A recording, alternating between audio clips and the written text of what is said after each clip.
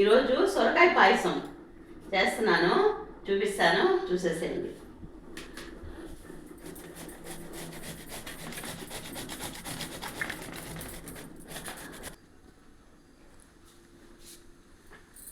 Hi, సొరకాయ పాయసము. ఇదిగో 1 కప్పు ఇది సొరకాయ తురిమాను, 1 కప్పు సేమియా తీసుకున్నాను, 1 కప్పు బెల్లం తీసుకున్నాను, కొంచెం ద్రాక్ష తీసుకున్నాను, కొంచెం జీడిపప్పు తీసుకున్నాను, యాలకుల పొడి, నెయ్యి, చక్కెర.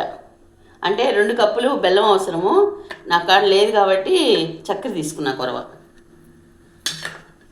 అట్లా కాడ తీసుకోవాలా.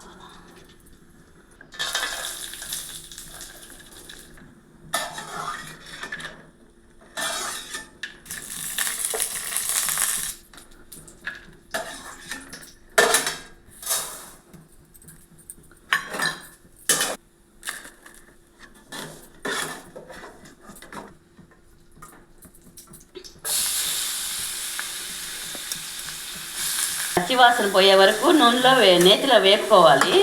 ఇప్పుడు అడుగు చూడ అంటుకుంటుంది, అంటే ఏగిపోయింది. ఇప్పుడు ఏంటంటే పాలు వేసేద్దాం. అంటే మనం 2 కప్పులు తీసుకున్నాం కాబట్టి 4 కప్పులు లేదంటే 5 కప్పులు వేసుకోండి.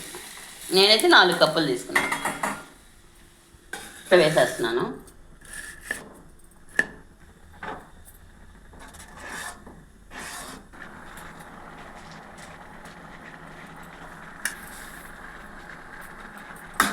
యాలకుల పొడి అయిపోయింది, రెడీ అయిపోయింది. ఇంకా సర్వ్ చేసుకోవడమే.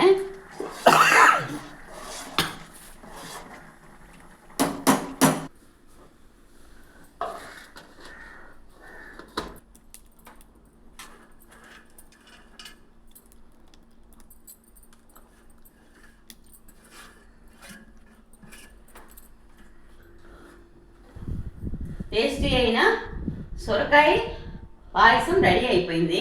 ఇదిగో చూడండి, చాలా టేస్ట్గా ఉంటుంది. నేను చెప్పిన కొలతల్లోనే వేసుకోండి, కరెక్ట్గా సరిపోద్ది.